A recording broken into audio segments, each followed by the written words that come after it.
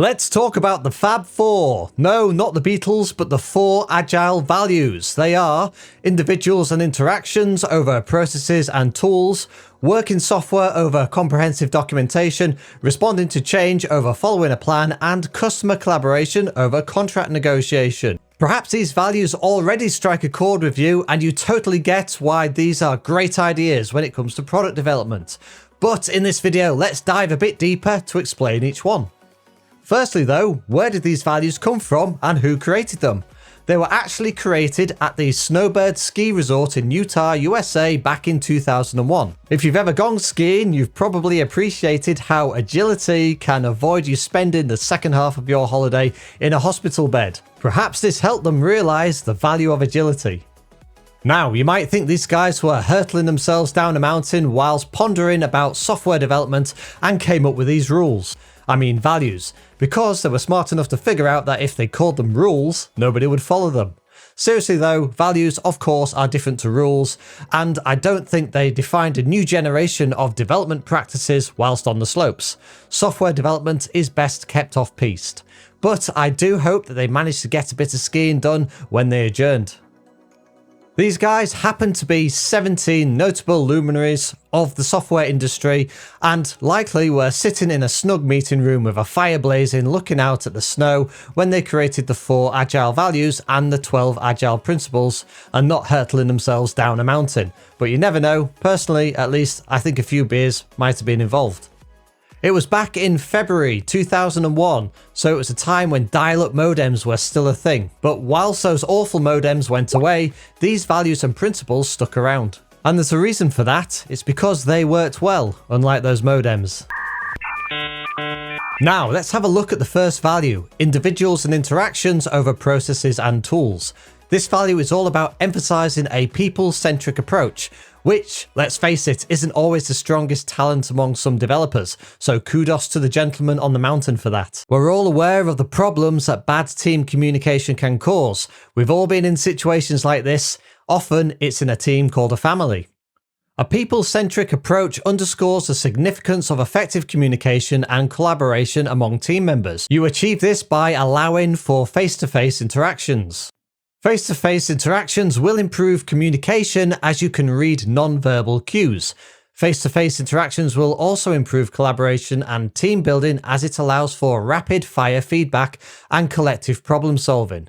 What do I mean by non-verbal cues? Well, if you're leading a meeting and see that one of the team members stares absently into space, chances are you've lost them, or at least you've lost their mind, which is clearly somewhere else entirely.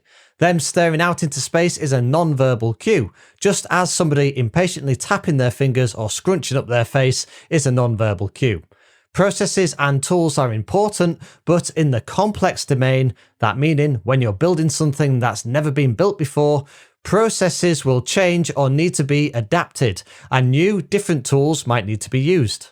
So, why dogmatically stick to the current processes and tools? People aren't computers, even if that guy from IT is trying his best to act like one. You want to be agile enough to adapt and make use of new tools and processes. The next value is working software over comprehensive documentation. Have you ever spent more time creating documentation than actually coding? Haven't we all? And while we know that lawyers love long documents that confuse the heck out of everyone so they sign without knowing what they've signed for, few other people appreciate long-winded documents. Now, of course, this is different. Documentation is important as you need to be able to replicate what you've done and train other people to do the same. But code and development comes first. You need to get the right balance, and that balance should be weighted to working software. After all, if you're not producing working software, then what good is extensive documentation on it? Producing working, valuable software regularly is a key element of Agile. Agile is all about iterative development, delivering those increments early and often, which brings me to the next value, responding to change over following a plan. Now, how many times have you followed a plan only to abandon it because something else came up? How many projects do you know of that actually followed the plan from start to finish and didn't end up late or over budget? Yeah, the main issue is that you can't plan for everything. There are always the unknown issues that hit you partway through, especially if you're building something new. It's new, therefore the issues will be new. So why bother planning at all? Well, you do need a plan, but it has to be adaptable.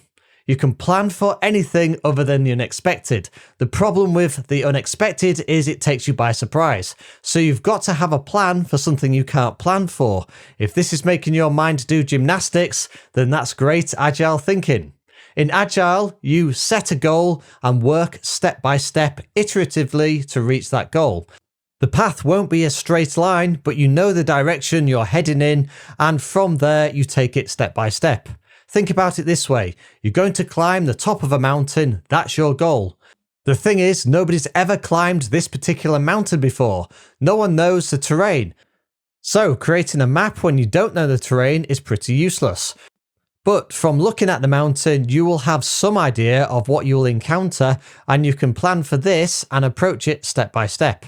Take a step, reflect on it, and assess what step you're going to take next. Take another step, then assess again.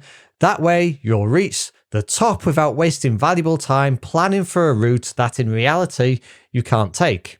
If you're used to using waterfall, then think of this as the winding piranha-infested rapids on the way to that waterfall.